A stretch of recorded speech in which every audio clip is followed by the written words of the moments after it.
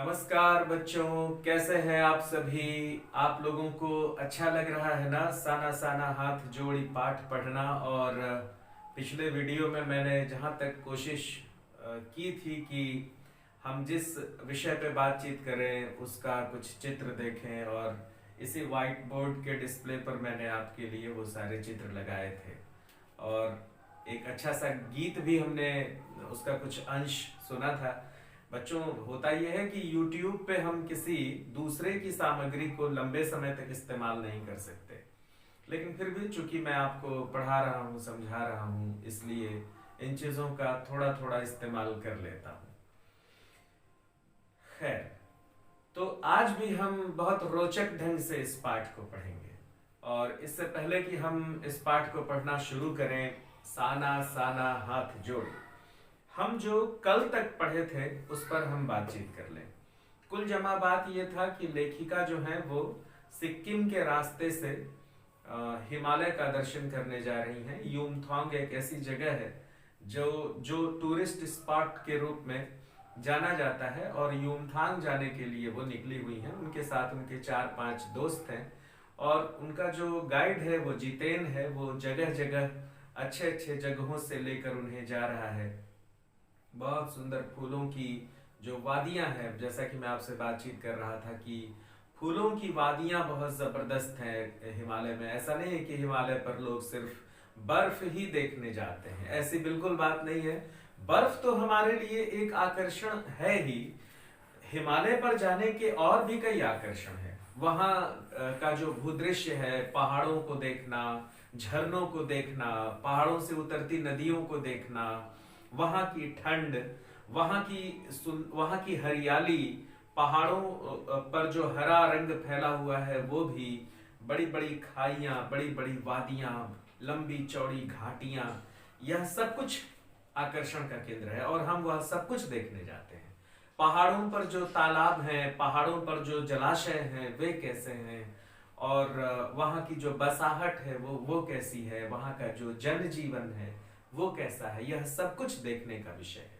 सिर्फ ये नहीं कि हम अपनी आंखों में एक सपना संजो लिए कि हमें बर्फ देखना है और हम बर्फ देखने चले गए, ऐसी कोई बात नहीं है।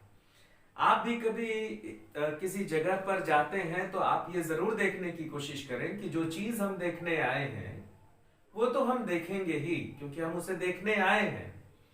लेकिन इसके अलावा जो चीजें दर्शनीय हैं, जिन्हें समझने की जरूरत है, जैसे कि लेखिका का ये जो हिमालय दर्शन है वो बर्फ देखने की दृष्टि से और भूदृश्य देखने की दृष्टि से, और वहां पे जो फूलों की घाटियां हैं, नदियां हैं, उन सब की दृष्टि से तो बहुत ही महत्वपूर्ण है ही। लेखिका एक बहुत ही महत्वपूर्ण मुद्दे की ओर हमारा ध्यान आकर्षित कराती हैं, और वह है हिमालय की इस बेहतरीन खूबसूरती के साथ ही पहाड़ों पर रहने वाले लोगों के जीवन का संघर्ष, उसकी कठिनता, उस पर भी बात करती हैं लेखिका। सिर्फ आपको खूबसूरती ही नहीं दिखा रही हैं, वो बता रही हैं कि पहाड़ों पर रहना कितना कठिन है। और अभी हम पिछली कड़ी में उस जगह पे पहुंचकर हम रुक गए थे।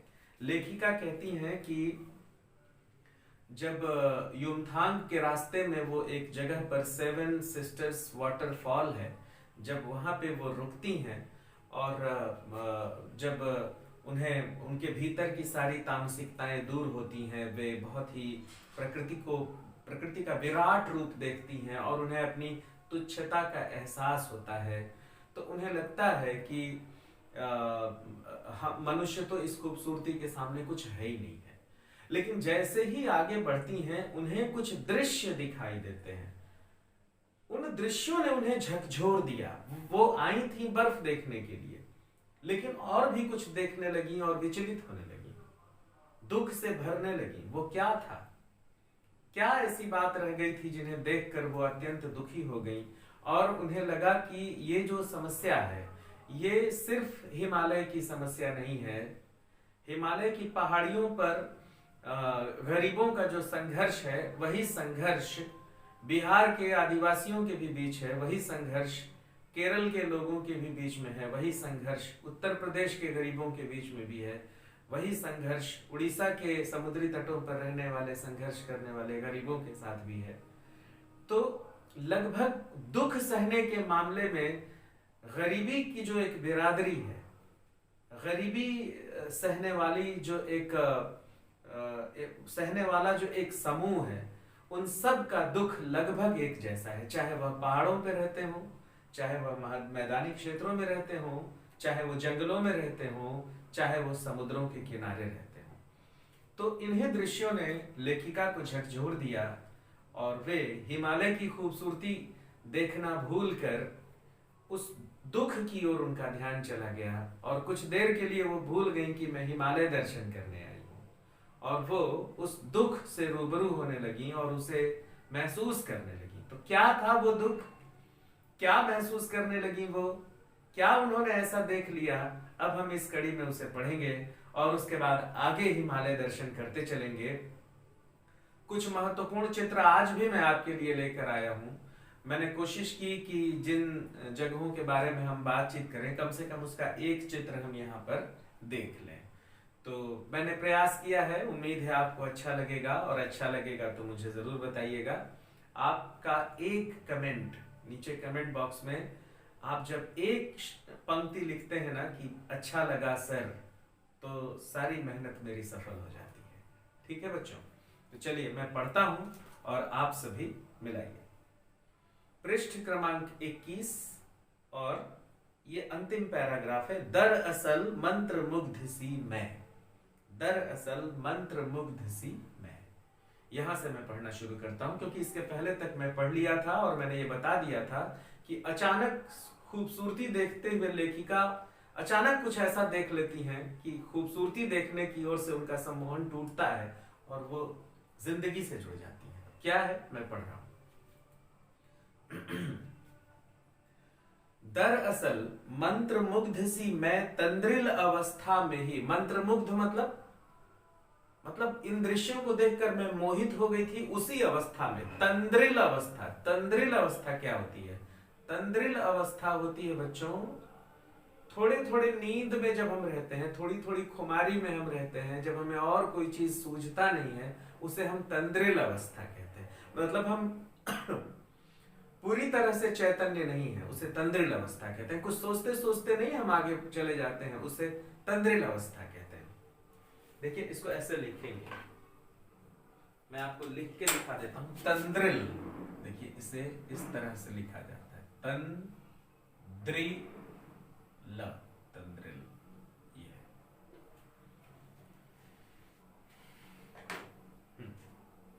दरअसल मंत्र मुग्ध सी मैं तंद्रिल अवस्था में ही थोड़ी दूर निकल आई थी कि अचानक पांव में ब्रेक सी लगी। अचानक पैर मेरे रुक गए, अचानक पांव में ब्रेक सी लगी, जैसे समाधिस्थ भाव में नृत्य करती किसी आत्मलीन नृत्यांगना के नूपुर अचानक टूट गए। लेखिका अचानक मंत्र मुग्ध सी इन दृश्यों को देखते हुए आगे जीप में जा रही है कि अचानक उसके पैरों में ब्रेक लग गया। और वो ब्रेक, वो रुकावट कैसी रुकावट है? कोई सामान्य रुकावट नहीं है। कैसी रुकावट है? वो कह रही है कि कोई नृत्य करती कोई नृत्यांगना है जो अपने पैरों में घुंघरू बांध करके नाच रही है, और वो इतना तेज नाच रही है कि उसके पैर से घुंघरू टूट के बिखर जाते हैं। और जब वो घुंघरू टूट के बिखर रहे हैं, तो जब वो रुकती है, अचानक रुकती है कि अरे घुंघरू तो टूट गए, तो उसी तरह मैं भी अचानक रुकी। अचानक लगा कि मैं कुछ अच्छा नृत्य करते करते करते करते अचानक घुंघरू टूट गए और मैं रुक गई। मैंने देखा, तो क्या देखा लेखिका ने? मैंने देखा इस अद्वितीय सौंदर्य से निरपेक्ष कुछ पहाड़ी औरतें पत्थरों पर बैठी पत्थर तोड़ रही थी। कुछ औरतें हैं, कुछ महिलाएं हैं जो पहाड़ों पर बैठी हैं, पहाड़ों पर सड़कों के किनारे बैठी हैं, पत्थरों पर बैठी हैं और छोटे छोटे पत्थरों को अपने हाथों से तोड़ रही हैं। हाथ में हथौड़ी लेकर के उसे तोड़ रही हैं। गुथे आटे सी कोमल काया पर हाथों में कुदाल और हथौड़े। मतलब इतनी कोमल स्त्रियां हैं, इतनी सुंदर पहाड़ी स्त्रियां हैं, गौरांग हैं, उनका वर्ण बहुत गुथा हुआ आटा जैसा सफेद होता है, वैसी वो दिख रही हैं, इतनी सुंदर है, लेकिन उनके हाथों में हथौड़े हैं। गुथे आटे सी कोमल काया पर हाथों में कुदाल और हथौड़े, कईयों की पीठ पर बंधी डोको में उनके बच्चे भी बंधे हुए थे। और सिर्फ वो पत्थर नहीं तोड़ रही हैं, उनके पीठ पर डोको बंधा हुआ है। डोको एक टोकरी होती है बच्चों, जो बांस की बनी होती है, ऐसे ऐसे वी आकार की होती है, और उसे पीठ पर लोग बांध लेते हैं और उसमें अपना सामान रख लेते हैं और बड़े ही आराम से काम करते रहते हैं। आराम क्या है? पीठ पे वजन लटका हुआ है तो क्या आराम है? कहने का मतलब यह है कि हाथ खाली हो जाता है और वो उस वजन के साथ ही साथ काम भी करते हैं। तो पहाड़ी औरतें जो हैं वो कुछ कुछ औरतें तो पत्थरों पर बैठकर पत्थर तोड़ रही थी अपने हाथ में हथौड़ा लेकर के, और कुछ महिलाएं अपने पीठ पर डोको बांध करके उस डोको में अपने बच्चे को बैठा दी थी। देखिए डोको कैसा होता है, मैं आपको दिखा रहा हूं। तो उस डोको में बच्चे को डाल करके और वो अपना काम किए चली जा रही हैं और बच्चा उसी में सो रहा है, उठ रहा है, पकड़ के उसको ऐसे करके झांक रहा है और वो अपना काम किए चली जा रही है। तो कईयों की पीठ पर बंधी डोको, बड़ी टोकरी में उनके बच्चे भी बंधे हुए थे। कुछ कुदाल को भरपूर ताकत के साथ जमीन पर मार रही थी, और कुछ महिलाएं जो कुदाल होता है, कुदाल जिसे हम खोदते हैं जमीन को, उससे वो जमीन खोद रही थी अपने बच्चे को पीछे बैठा करके। तो फिर ये क्या था? इतना खूबसूरत हिमालय है और हिमालय की खूबसूरती के ठीक सामने इतनी कठिन जिंदगी, और वो भी महिलाओं की जिंदगी, और इतनी खतरनाक जिंदगी कि सड़कों के किनारे खड़े होकर पत्थर तोड़ रही हैं, बगल में ही खाई है, एक पैर फिसला और खाई में सीधे गिरना और सीधे पाताल की यात्रा, सीधे आकाशलोक की यात्रा। तो जान हथेली पर लेकर लोग यहाँ पर काम कर रहे हैं। याद करिए जो पहली कड़ी है उसमें मैंने आपसे बताया था कि लेखिका इस गंतोक शहर को क्या कहती हैं? लेखिका गंतोक शहर को मेहनत कश बादशाहों का शहर कहती है। क्यों कहती है? इसीलिए कहती है कि मेहनत करने वाले लोगों की जगह है ये। तो देखती हैं कि एक तरफ सुंदर हिमालय और दूसरी तरफ काम का इतना दर्द, जीवन का इतना दुख, इसे देखकर वो रुक जाती है। इस स्वर्गीय सौंदर्य, नदी, फूलों, वादियों और झरनों के बीच भूख, मौत, दैन्य और जिंदा रहने की जंग। एक तरफ घाटियां हैं, फूल हैं, वादियां हैं, बर्फ है, प्राकृतिक खूबसूरती है, और दूसरी तरफ इसी के साथ, इसी सौंदर्य के साथ भूख है, मौत है, दीनता है, रोग है, कष्ट है, निर्धनता है, गरीबी है। तो दोनों चीजें एक साथ चल रही हैं यहां पर। मातृत्व और श्रम साधना साथ साथ, और मातृत्व भी है। मातृत्व मतलब माता का फर्ज निभाना। मतलब कि माता का फर्ज कैसे निभाएंगे कि पीछे टोकरी में अपने बच्चे को डाली हुई है वो औरत, और एक माँ की भी भूमिका अदा कर रही है और एक श्रमिक का काम भी कर रही है, और सब कुछ एक साथ। तो मातृत्व और श्रम साधना साथ साथ वहीं पर खड़े BRO, Border Road Organisation, BRO Border Road Organisation के लोग वहां पे काम करा रहे थे जो पहाड़ी ने पत्थर तोड़ रही थी। तो उनसे लेखिका ने पूछा, मैंने एक कर्मचारी से पूछा ये क्या हो रहा है? उसने चुहलबाजी के अंदाज में, मतलब मजाक करते हुए बताया कि जिन रास्तों से गुजरते हुए आप हिम शिखरों से टक्कर लेने जा रही हैं, उन्हीं रास्तों को ये पहाड़ी ने चौड़ा बना रही हैं। मैडम, आप जिस रास्ते पर पहाड़ देखने जा रही हैं ना, उन रास्तों को यही पहाड़ी औरतें चौड़ा बना रही हैं कि आपका जीवन सुरक्षित रहे। तो मैंने पूछा कि बड़ा खतरनाक काम होगा ये। मेरे मुंह से अकस्मात निकला, वह संजीदा हो गया। कहने लगा संजीदा हो गया मतलब पहले तो मजाक किया, लेकिन जब इन्होंने कहा कि ये तो बहुत खतरनाक काम होगा, तब वो थोड़ा सा दुखी हो गया। और फिर उसने क्या कहा वह संजीदा हो गया। कहने लगा कि पिछले महीने तो एक की जान भी चली गई थी, एक महिला मर गई थी पिछले साल। बड़ा दुसाध्य कार्य है पहाड़ों पर रास्ता बनाना, बहुत कठिन काम है पहाड़ों पर रास्ता बनाना। पहले डायनामाइट से चट्टानों को उड़ा दिया जाता है। बड़े बड़े चट्टान है ना, उनको आप हाथ से तो तोड़ नहीं सकते, तो बच्चों क्या होता है कि जो बड़ा चट्टान है उसको ड्रिल किया जाता है, अच्छा मोटा ड्रिल किया जाता है, और जब ड्रिल हो जाता है तो उसमें फिर डायनामाइट भरा जाता है, बारूद। डायनामाइट होता है जो एक विस्फोटक होता है, उसे उस जो ड्रिल किए रहते हैं चट्टान में, उसमें उस विस्फोटक को भर दिया जाता है। फिर बिजली का तार लगाकर दूर बैठ करके, और फिर उसमें शॉर्ट सर्किट करा, माने ऐसा होता है कि उसमें विस्फोट हो जाता है शॉर्ट सर्किट के कारण, और वो जो चट्टान है वो पूरे पूरे विस्फोट के साथ उड़ता है और छोटे बड़े टुकड़े जो है वो बिखर जाते हैं। उसके बाद ये जो पहाड़ी औरतें हैं उन्हें हाथ से शेप देती हैं, आकार देती हैं, क्योंकि जो टूटे हुए पत्थर हैं वो तो कई कई टुकड़ों में होंगे, बड़े होंगे, छोटे होंगे, तिकोने होंगे, चौकोने होंगे, लेकिन उन्हें एक सही आकार दे करके और फिर उन्हें किनारे किनारे किनारे किनारे वो जोड़ के एक जो दीवार बनाई जाती है ना सुरक्षा के लिए, या करिए आप मैनपाट जाते हैं तो रोड के किनारे किनारे कुछ जगहों पर जहां खतरनाक मोड़ है वहां पत्थर की दीवारें बनाई गई हैं कि आप इससे इधर मत जाइए, है ना। तो उसी काम के लिए पत्थर तोड़े जा रहे हैं। तो बीआरओ के जो कर्मचारी हैं उन्होंने लेखिका को ये बात बताई। तो इसे आप याद रखिएगा, परीक्षा में अनेक तरह के सवाल आ सकते हैं यहाँ से कि पहाड़ी ने जो है वो सड़कों को कैसे चौड़ा बनाती हैं, क्या उनकी क्या कार्य पद्धति रहती है ना, कैसे डायनामाइट को उससे चट्टानों को उड़ा दिया जाता है, कितना खतरनाक है ये, कैसे रास्ता चौड़ा बनाया जाता है, ये तमाम बातें आपसे पूछी जा सकती हैं। फिर बड़े बड़े पत्थरों को तोड़ मोड़ कर एक आकार के छोटे छोटे पत्थरों में बदला जाता है। फिर बड़े से जाले में उन्हें लंबी पट्टी की तरह बिठाकर कटे रास्तों पर बाड़े की तरह लगाया जाता है। जरा सी चूक और पाताल प्रवेश, पाताल मतलब आकाश और पाताल, जरा सी चूक और पाताल प्रवेश मतलब सीधे नीचे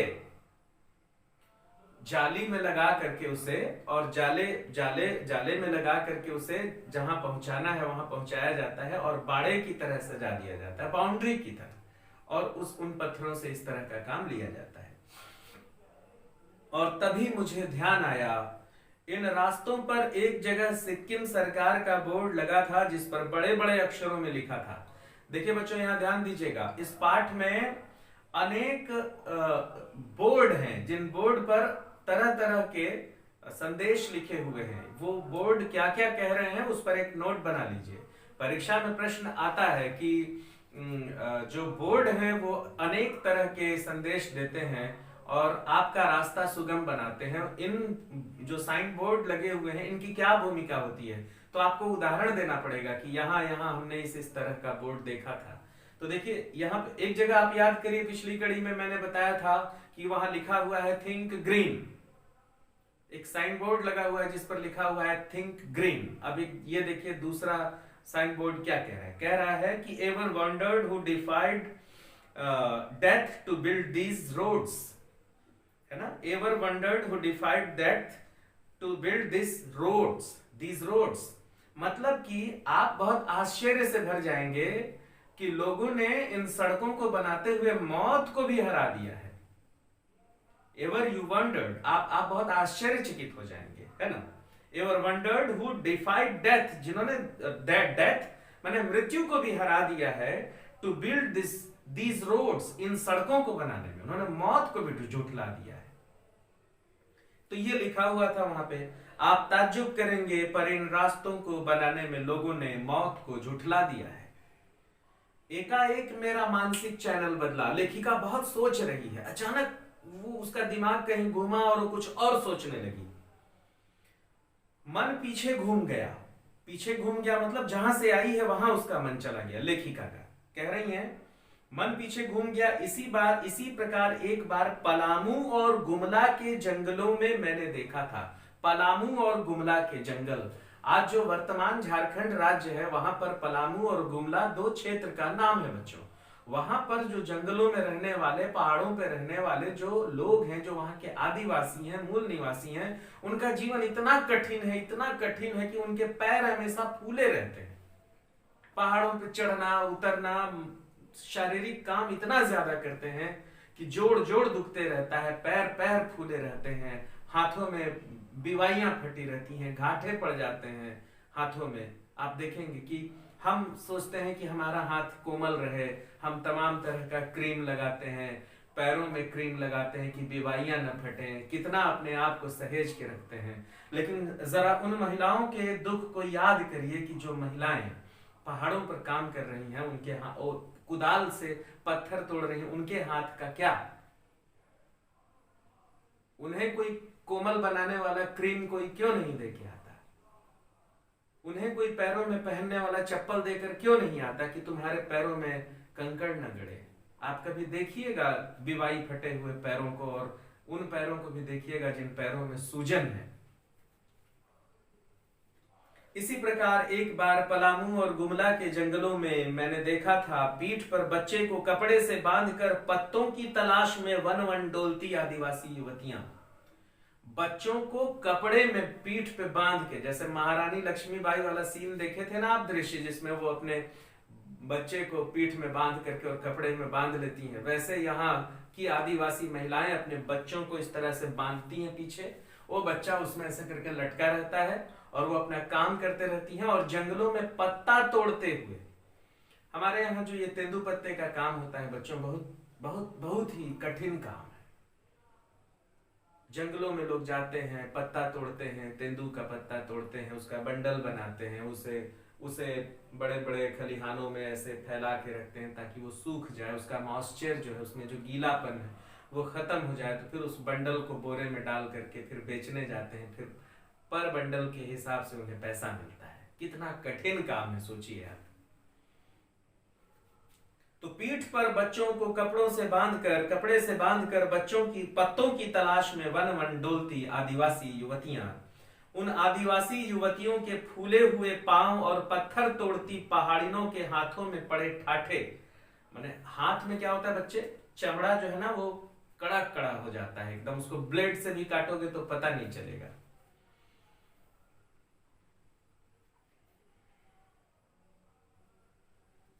एक ही कहानी कह रहे थे कि आम जिंदगियों की कहानी हर जगह एक सी है, सारी मलाई एक तरफ, सारे आंसू अभाव यातना और वंचना एक तरफ। कह रहे हैं कि चाहे वो हिमालय हो या झारखंड के जंगल हो, चाहे उड़ीसा के समुद्री मैदान हो, चाहे केरल हो कि कर्नाटक हो कि आंध्र प्रदेश हो, चाहे रेगिस्तान में तपते हुए रेत में रहने वाले लोग हों, जो बड़े लोग हैं सारी मलाई उनके तरफ, और जो गरीब लोग हैं जीवन का सारा दुख, सारे आंसू उनके हिस्से। और तभी मेरी सहयात्री मणि और जितेन मुझे खोजते खोजते आ गए। मुझे गमगीन देख जितेन कहने लगा, मैडम ये मेरे देश की आम जनता है, इन्हें तो आप कहीं भी देख लेंगी, आप इन्हें नहीं पहाड़ों की सुंदरता को देखिए जिसके लिए आप इतने पैसे खर्च करके आई हैं। जितेन भी बहुत गजब आदमी है, कहा अरे इन लोगों को कहाँ देख रही हैं मैडम, ये गरीब लोग तो आपको हर जगह मिल जाएंगे, यहाँ भी मिल जाएंगे, आप जहां से आई हैं वहां भी मिल जाएंगे, इनकी गरीबी आप कहीं भी देख के दुखी हो लीजिएगा। चलिए यहाँ से, आप यहाँ पहाड़ देखने आई हैं मैडम, इतना पैसा खर्च करके जो आप पहाड़ देखने आई हैं, बर्फ देखने आई हैं, चलिए बर्फ देखिए, ये दुख तो आप कहीं भी देख लेंगे। ये देश की आम जनता ही नहीं, जीवन का प्रति संतुलन भी है। ये वेस्ट एट रिपेइंग है, कितना कम लेकर ये समाज को कितना अधिक वापस लौटा देती है। कहती हैं कि ये बैलेंसिंग है, एक तरह से हम जो भार है उसे बराबर कर रहे हैं। एक तरफ आराम करने वाले लोग जब कोई काम नहीं करते हैं, कोई शारीरिक मेहनत मजदूरी नहीं करते हैं, तो बहुत कम पैसा लेकर ये गरीब उस मेहनत और मजदूरी को पूरा कर देते हैं और बराबर कर देते हैं, बैलेंस कर देते हैं। और अंग्रेजी में ही लिख रही हैं, कह रही हैं कि बेस्ट एट रिपेइंग है। मतलब ये मैंने क्या कहना चाहिए इसे कि आपको फायदा पहुंचाने वाली चीजें हैं। अगर ये गरीब नहीं होते और आपके हिस्से का काम नहीं करते, आपके घर बनाने का काम नहीं करते, आपकी फसल नहीं काटते, आपके खेत नहीं जोतते, है ना, आपके उद्योगों में अपना पसीना नहीं बहाते, तो फिर आप क्या करते? तो फिर सारा मामला गड़बड़ा जाता है। इसलिए ये संतुलन बनाने का काम करते हैं, बैलेंस बनाने का काम करते हैं, आपका छोड़ा हुआ काम करते हैं, और उसके बदले में इन्हें बहुत कम पैसा मिलता है, बहुत कम पैसा मिलता है, बहुत ही कम। कोई ऑटो वाला आपको बैठा के ले जाएगा, आपको छोड़ेगा, आपका सामान उतारेगा, आपके घर तक पहुंचाएगा, और जब वो पैसा मांगेगा तो आप 1 रुपए बचाने के लिए उससे झगड़ा करने लगेंगे। एक किसान जब अपने घर से सब्जी उगा करके और बाजार में बेचने आएगा, मेहनत करके सब्जी उगाएगा, दिन भर बैठ करके उसे बेचेगा, तो आप 1 रुपए सब्जी कैसे किलो? वो बोलेगा 20 रुपए किलो। आप बोलेंगे नहीं, मैं तो 18 रुपए दूंगा। और उस 2 रुपए को बचाने के लिए आप उससे जद्दोजहद करेंगे, और 2 रुपए बचा के अपने आप को बहुत खुश मानेंगे कि वाह, आज मैंने 2 रुपए बचा लिए। लेकिन उसी समय हमें ये सोचना होगा कि ये जो मेहनत है, इसका कोई मूल्य है क्या? हमसे कोई कह दे कि आप अपने गार्डन में सब्जी उगा करके खा लीजिए, आज से हम सब्जी लगाना बंद कर रहे हैं, आप उगाइए और खाइए, हो पाएगा? बिल्कुल नहीं हो पाएगा। ये देश की आम जनता ही नहीं, जीवन का प्रति संतुलन भी है। ये वेस्ट एट रिपेइंग है, कितना कम लेकर ये समाज को कितना अधिक वापस लौटा देती हैं। मन ही मन सोचा मैंने, हम वापस जीप की ओर मुड़ने लगे कि तभी मैंने देखा वे श्रम सुंदरियां किसी बात पर इस कदर खिलखिलाकर हंस पड़ी कि जीवन लहरा उठा था और वह सारा खंडहर ताजमहल बन गया था। अचानक जब ये लोग चलने लगी, जब वो बोला कि अरे यहाँ से चलिए, क्या कर रही हैं आप यहाँ पर, तो उन लोगों ने सुन लिया होगा जो वहां काम कर रही थी, तो हंसने लगी वो लोग, खिलखिला के हंसी। सभी स्त्रियां, जितना मेहनत करने वाली स्त्रियां थी, लगी हंसने, हाँ करके, क्योंकि उनके दुख तो उनके जीवन का हिस्सा है ना, तो वो उस दुख को मित्र की तरह समझती हैं। तो हंसने लगी, वो लेखिका के दुख को देखकर हंसने लगी, अरे मैडम हमारे ऊपर मत दुखी हुई है आप। और लेखिका कहती है कि उनके हंसने मात्र से लगा कि वह जगह जो है वो जन्नत बन गया। तो बच्चों, यहां तक तो इस पाठ का एक खंड समाप्त हुआ, ठीक है। अब हम दूसरे खंड में प्रवेश कर रहे हैं। यहां तक पाठ का एक हिस्सा था। आप देखिए कि कट के निशान बने हुए हैं वहां पे, मतलब वो एक हिस्सा था। अब हम यहां से दूसरे हिस्से में प्रवेश कर रहे हैं। अगर इस पूरे हिस्से में जो मैंने आपको पढ़ के समझाया इन 2-2.5 कड़ियों में, तो वहां पर अगर आपको किसी तरह की कोई परेशानी हो रही है तो मुझसे जरूर पूछेंगे, ठीक है। कमेंट बॉक्स में पूछ सकते हैं, व्हाट्सएप पर पूछ सकते हैं, मुझे फोन भी कर सकते हैं। अब आगे, हम लगातार ऊंचाइयों पर चढ़ते जा रहे थे। जितेन बता रहा था, अब हम हर मोड़ पर हेयर पिन बेंट लेंगे और तेजी से ऊंचाई पर चढ़ते जाएंगे। हेयर पिन बेंट के ठीक पहले एक पड़ाव पर देखा 7-8 वर्ष की उम्र के ढेर सारे पहाड़ी बच्चे स्कूल से लौट रहे थे और हमसे लिफ्ट मांग रहे थे। जितेन ने बताया, हर दिन 3-3.5 किलोमीटर की पहाड़ी चढ़ाई चढ़कर ये बच्चे स्कूल जाते हैं। हर दिन 3-3.5 किलोमीटर की पहाड़ी चढ़ाई चढ़ करके, 3-3.5 किलोमीटर यूं नहीं, 3-3.5 किलोमीटर यूं, समझे आप सुने लगा होगा कि मां बस 3-3.5 किलोमीटर, नो, 3-3.5 किलोमीटर नहीं, ऐसे 3-3.5 किलोमीटर नहीं, यूं 3-3.5 किलोमीटर, और अपने बैग्स के साथ, समझ रहे हैं आप? इस तरह से 3.5 किलोमीटर जाना और वापस आना। तो बच्चे क्या करते हैं कि जब उनकी छुट्टी होती है तो वो सड़कों पे खड़े हो जाते हैं, और जलेबी की तरह घुमावदार सड़क है, यूं कुछ ऐसा, तो बच्चे जो है खड़े हो जाते हैं और आने जाने वाली गाड़ियों से लिफ्ट मांगते हैं कि हमें पहुंचा दीजिए, हमें पहुंचा दीजिए। और होता ही है बच्चों, एक बहुत बढ़िया चीज बता रहा हूं, देखो, जैसे मान लो कि ये पहाड़ है, देखा आपने? ये अब होता ये है कि जैसे मान लीजिए कि यहां पर स्कूल है, ये स्कूल है। अब यहां से बच्चे निकले और यूं सड़क है, यूं ऐसे, और मान लीजिए कि यहां पे उनका घर है। ठीक, तो बच्चे क्या करते हैं, इस मोड़ पे खड़े हो जाते हैं। यहां क्यों खड़े हो जाते हैं, अब आप मुझे बताइए, मोड़ पर क्यों खड़े हो जाते हैं? क्योंकि मोड़ पर मुड़ते समय गाड़ियां धीमी हो जाती हैं, और जब धीरे हो जाती हैं गाड़ियां तो बच्चे आसानी से गाड़ियों के पास पहुंच जाते हैं और बोलते हैं हमें नीचे ले चलिए। और यदि ये लोग, गाड़ियों के लोग, जब बच्चों को यहां से लेते नहीं है, कुछ लोग बैठा लेते हैं बच्चों को, कुछ लोग नहीं बैठाते हैं। ठीक है, दोनों ही तरह का मामला है। तो जो बच्चे बचे हैं वो यहां से उतरना शुरू कर देते हैं, ऐसे। जो पहाड़ी पगडंडी होता है ना, ऐसे उससे उतरना शुरू कर देते हैं। मतलब एक तो ये रोड है, ये चौड़ा रोड है। चौड़ा मतलब पहाड़ के रोड बहुत चौड़े नहीं होते, यूं यूं इस तरह का रोड है ये। तो या तो आप इससे आइए, बच्चे लिफ्ट लेने के चक्कर में यहां यहां यहां यहां खड़े हो जाते हैं। ठीक है, और नहीं, जब उन्हें कोई लिफ्ट नहीं मिलता तो ऐसे उतरते हैं वो, जंगलों के रास्ते, मैंने ऐसे पत्थरों पर होते हुए यूं सीधे उतर के ऐसे आ जाते हैं। तो सोचिए कि ये 3.5 किलोमीटर चढ़ना और 3.5 किलोमीटर उतरना।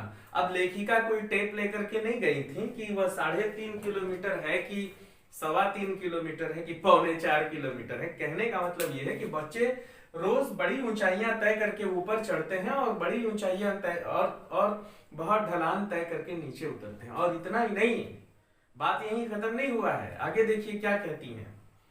कहती हैं कि जब मैं पढ़ रहा हूं, मिलाइए कि 7-8 वर्ष की उम्र के ढेर सारे पहाड़ी बच्चे स्कूल से लौट रहे हैं। 7-8 वर्ष के, मतलब कि दूसरी तीसरी क्लास के बच्चे, क्लास 2nd और 3rd स्टैंडर्ड के जो बच्चे हैं, वे लिफ्ट मांग रहे हैं आपसे। बात समझे आप? तो जितेंद्र ने बताया कि हर दिन 3.5 किलोमीटर की पहाड़ी चढ़ाई चढ़कर ये बच्चे स्कूल जाते हैं। तो लेखिका पूछती हैं कि क्या स्कूली बस नहीं है? तो मणि के पूछने पर जितेंद्र हंस पड़ा। अच्छा, ये मणि ने पूछा कि मणि तो सारी बात सुन रही थी, मणि लेखिका की सहेली है, तो उन्होंने पूछा कि क्या यहाँ स्कूली बस नहीं है? तो देखिए जितेंद्र क्या कहते हैं। कहते हैं, मणि के पूछने पर जितेंद्र हंस पड़ा, मैडम ये मैदानी नहीं पहाड़ी इलाका है। मैदान की तरह यहाँ कोई भी आपको चिकना बर्फीला नहीं मिलेगा। मैदानों में लोग अच्छा ऐसा हो जाते हैं ना, पेट वेट एकदम चर्बी आ जाता है, मोटे एकदम थुल, वैसे पहाड़ों के लोग नहीं है। पहाड़ों के लोग बिल्कुल ठोस हैं, कसा हुआ शरीर है उनका, ताकतवर लोग हैं। इसलिए यहाँ पर ये पहाड़ी बस वस नहीं चाहिए, यहाँ पर स्कूल बस वस नहीं चलेगा, सब पैदल जाते हैं। यहाँ जीवन कठोर है, कहता है, यहाँ का जीवन बहुत कठोर है। नीचे तराई में ले देकर एक ही स्कूल है। अच्छा, एक चीज और है बच्चों, जरूरी नहीं है कि, यहाँ देखो, जरूरी नहीं है कि स्कूल यहीं पर है। ये भी है, ये भी हो सकता है कि मान लीजिए कि ये पहाड़ है, ऐसा देखिए आप, इसको समझिए। मान लीजिए कि ये पहाड़ है, ठीक। इस पहाड़ पर कई लेयर हैं, 1 2 3, ठीक। यहां पर भी बस्ती है, यहां पर भी बस्तियां हैं, यहां पे भी बस्तियां हैं। तो अब यहां से पहाड़ी लोग तो ऐसे पगडंडियों के सहारे, यहां से पगडंडियों के सहारे चले जाते हैं, लेकिन जो सड़कें हैं वो यूं हैं, यूं। ये तो जरूरी नहीं है कि नीचे से ऊपर ही पढ़ने जाते हैं। जो बच्चा पहाड़ के ऊपर रह रहा है और अगर स्कूल यहां पे है तो उसे उतरना पड़ता है और वापसी के समय चढ़ना पड़ता है। और जिन बच्चों का घर यहाँ पे है उन्हें ऊपर जाना पड़ता है पढ़ने, और वापसी के समय उतरना पड़ता है। तो दोनों ही तरह का मामला है कि बच्चे या तो ऊपर पढ़ने जाएंगे नीचे उतरेंगे, या ऊपर से नीचे पढ़ने जाएंगे और वापस ऊपर जाएंगे। ठीक है, ये दोनों ही तरह का मामला है। तो इसे आप थोड़ा अपने दिमाग में रखिए, अपने दिमाग में बसा के रखिए कि ये इस तरह का पूरा मामला यहाँ पर बनता है। तो कहते हैं कि यहाँ जीवन कठोर है, नीचे तराई में ले देकर एक ही स्कूल है, दूर दूर से बच्चे उसी स्कूल में जाते हैं और सिर्फ पढ़ते ही नहीं हैं, इसमें से अधिकांश बच्चे शाम के समय अपनी माओं के साथ मवेशियों को चराते हैं, पानी भरते हैं, जंगलों से लकड़ियों के भारी भारी गट्ठर ढोते हैं, खुद मैंने भी ढोए हैं। मतलब ये बच्चे सिर्फ पढ़ते नहीं हैं, जीवन के कठिन काम भी करते हैं। कौन कौन से कठिन काम करते हैं? मवेशी चराते हैं, लकड़ी के गट्ठर ढोते हैं, अपने छोटे छोटे भाई बहनों को अपने पीठ पर बैठा कर ले जाते हैं, अपनी माँ का कोई सामान होता है तो लौटते समय वो माँ प्रतीक्षा करते रहती है। मान लीजिए कि यहाँ पे स्कूल है, बच्चा यहाँ से यहाँ आ गया, माँ यहाँ काम कर रही है, तो बच्चा जाएगा, अपनी माँ का सामान लेगा और ऊपर अपने घर जाएगा, और फिर वहां से उसको अगर यहाँ आना होगा कोई काम करने के लिए तो फिर नीचे उतरेगा। तो वहां के जो बच्चे हैं उनका जीवन बहुत कठोर है, बच्चों का भी जीवन बहुत कठोर है। परीक्षा में आ सकता है कि पहाड़ी क्षेत्रों में रहने वाले बच्चों की जीवन की कठिनाइयों पर प्रकाश डालिए, तो आपको लिखना पड़ेगा, ये सारी बातें आपको बतानी होंगी। कहता है जितेंद्र की खुद मैंने भी किया है, मैं कोई कहीं सुनी बात नहीं कह रहा हूं, रोज देख रहा हूं और रोज मैं खुद कर रहा था। जब मैं छोटा था तो मैं तो अब गाड़ी चलाने लगा हूं, अब गाइड बन गया हूं, लेकिन उस समय तो मैं बच्चा था तो ये सारे काम करता था। खतरा अब उसके बाद अब वहां से आगे बढ़ते हैं, है ना। गाड़ी तो लगातार चल रही है और बातचीत हो रही है उन बच्चों को देख करके, अब आगे बढ़ रहे हैं। तो जैसे जैसे हम हिमालय पर ऊंचाई पर बढ़ते जाएंगे, रास्ते बड़े खतरनाक होते जाते हैं, पतले पतले रास्ते, थोड़ी सी चूक और फिर मामला खत्म, और लैंडस्लाइडिंग हो रहा है तब तो और मामला खत्म। कभी कभी तो रोड भरभरा के नीचे गिर पड़ते हैं। अभी आप देख रहे हैं कि जाते समय खूब बढ़िया रोड में गए थे, वापस आते समय बीच से गायब है रोड, क्या हुआ? लैंडस्लाइड कर गया। ठीक है, तो अब देखिए, खतरा अब धीरे धीरे बढ़ने लगा था, रास्ते और भी संकरे होते जा रहे थे। कई बार लगता जैसे रास्तों को इंच टेप से नाप कर एक जीप जितना चौड़ा ही बनाया गया है कि जरा भी संतुलन बिगड़े, इंच भर भी जीप अगर इधर उधर खिसके तो हम सीधे घाटियों में। कभी आप गूगल पे टाइप करके सर्च करके देखिएगा कि पहाड़ी रास्ते जो है वो कितने खतरनाक है। अनेक वीडियो में तो आपको पढ़ाने से पहले वीडियो देख रहा था कि क्या मामला है, तो बड़े बहुत रोमांचक वीडियो हैं, आप देखिएगा जरूर।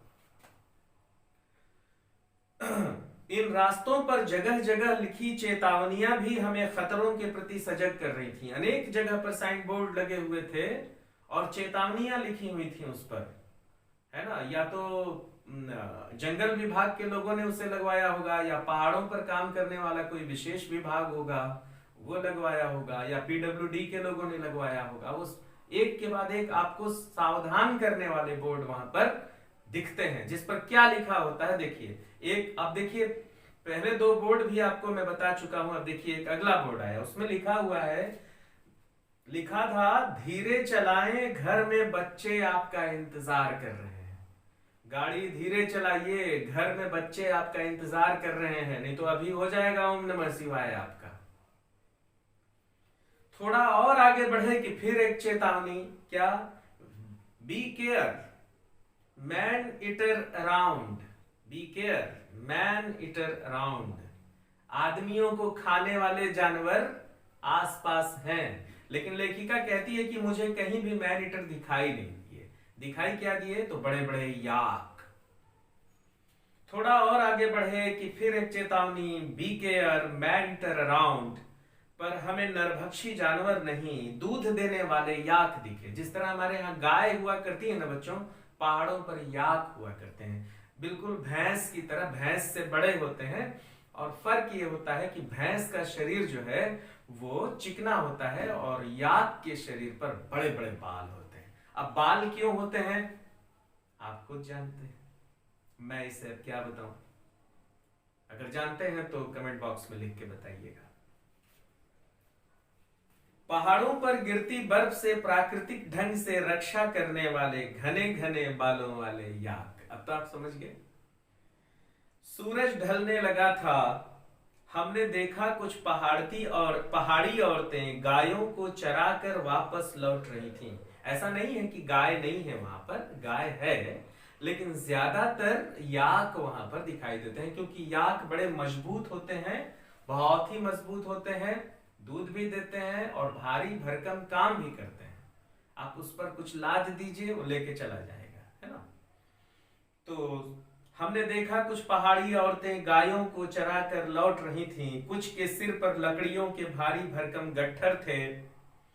औरतें गायों को चराकर वापस लौट रही थीं, कुछ के सिर पर लकड़ियों के भारी गट्ठर थे। ऊपर आसमान फिर धुंध और बादलों से घिरा हुआ था।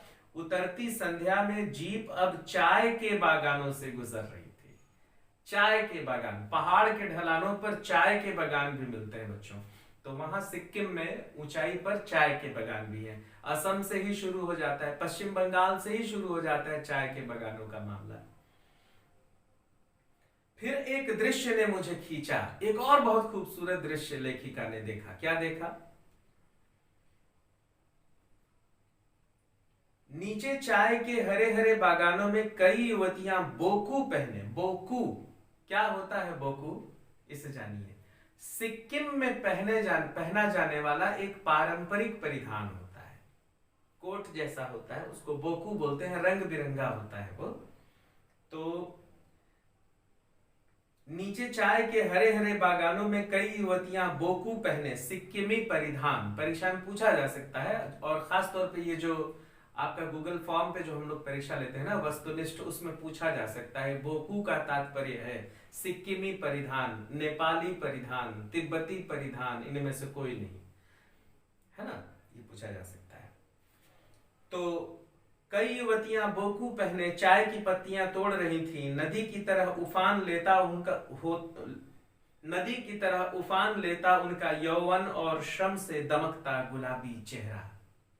हर आप कल्पना कीजिए कि चारों ओर हरा रंग फैला हुआ है, उसमें लाल लाल बोकू पहने लड़कियां जो है वो एकदम युवतियां, कम उम्र की लड़कियां, 21-22 साल की, 18-19-20-21 साल की जो युवतियां हैं, बिल्कुल सुंदर युवतियां, लेकिन श्रम से उनका चेहरा दमक रहा है। देखिए, मेहनत करने की जो एक खूबसूरती होती है ना चेहरे पर, वो बिल्कुल अलग होती है। तो सूर्य की किरणें उनके चेहरों पर पड़ रही हैं, वो दमक रहा है वो चेहरा, और मेहनत करने से वो चेहरा लाल हुआ है।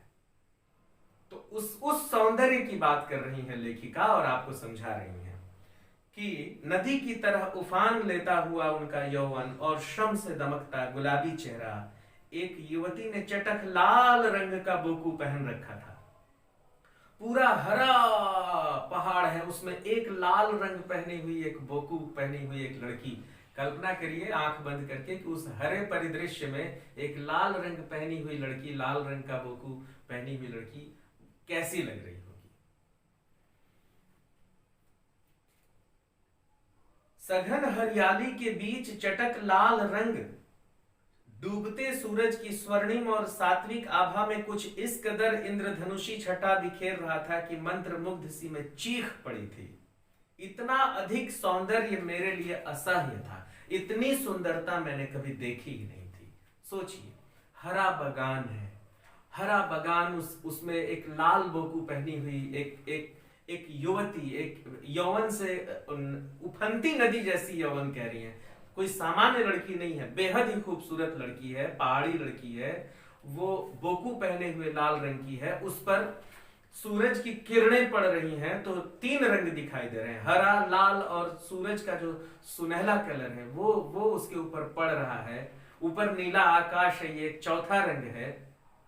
तो सोचिए, तो इंद्रधनुष बन गया वहां पर, बिल्कुल, है ना।